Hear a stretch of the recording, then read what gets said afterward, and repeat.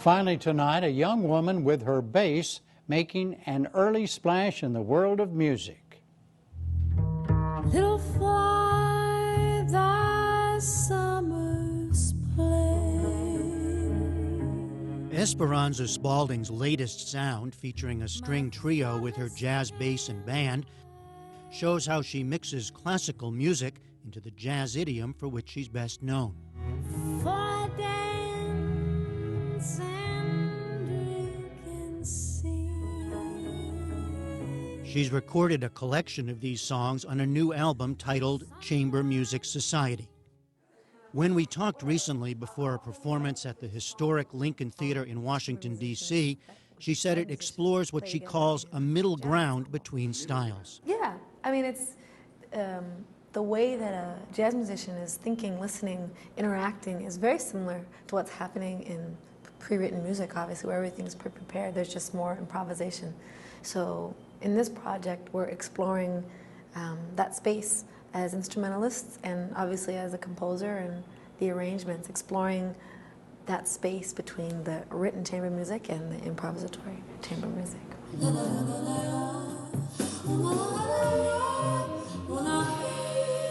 At just 25, Esperanza Spalding is something of a jazz phenomenon.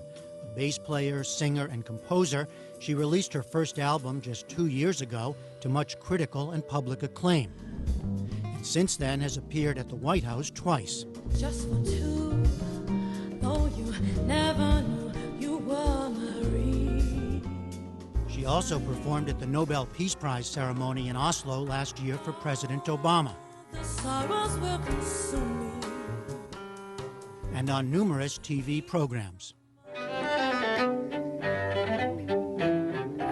But classical music came first, and yes, PBS viewers, Mr. Rogers played a big part. I saw a program with your mom when I was about 5, and I said, Mom, I want to do that, you know, whatever that is, I want to do that. The first 10 years of my musical life were as a violinist because of seeing your mom perform. Of course, I realized later that that was the wrong instrument.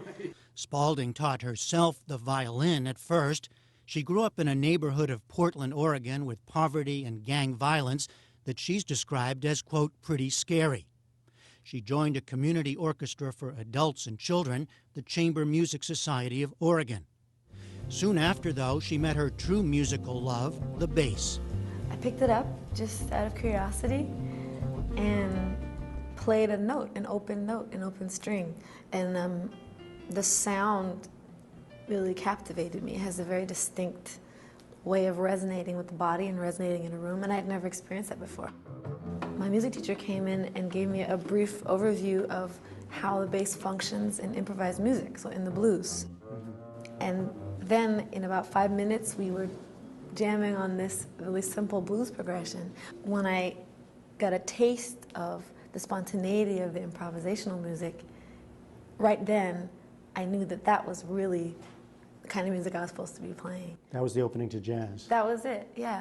Spalding graduated from the Berklee College of Music in Boston and at 20 became the school's youngest ever instructor. And she became known for weaving together different styles of music into her jazz compositions, using Latin rhythms, hip-hop, soul, whatever worked. It's sound. You hear a feel, you hear a groove, you hear a melody shape, and you really absorb it somehow. And when it comes time to write a balanced piece of music, all you're listening for is what sounds right in that moment. It doesn't matter what genre or idiom or anything that it comes from. It's just what's going to make this piece work. Spalding's bass playing got the attention of jazz giants. She performed recently with an all-star group at a Los Angeles gala celebrating Herbie Hancock's 70th birthday. Let me fly away. But these days, it's her singing that's transfixing audiences. And that, she says, is new and exciting. It's a whole new instrument, and it's kind of like acting, too, I'm realizing. Really being able to fully emote and live the experience of the story that you're telling. It's exciting to see how that alone sometimes can bring someone into music that might sound too confusing or kind of too brainy, too cerebral. Just sometimes having that thread of symbolism with the words to draw someone into the music, then they can really dig everything that's happening around that melody. Right now, Spalding is gaining a faithful following. But a question for everyone in jazz these days, especially one so young, is how to build audiences for the future. Perhaps remembering her own early exposure to Yo-Yo Ma, Spalding sometimes plays for school audiences.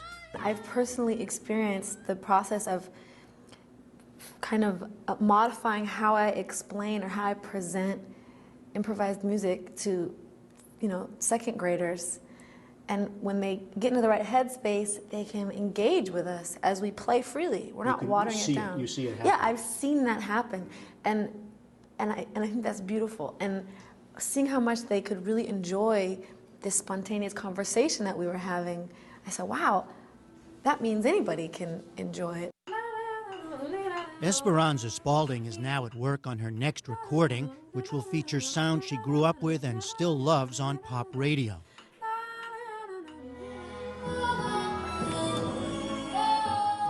In the meantime, she's on the road with her Chamber Music Society mix of jazz with strings attached.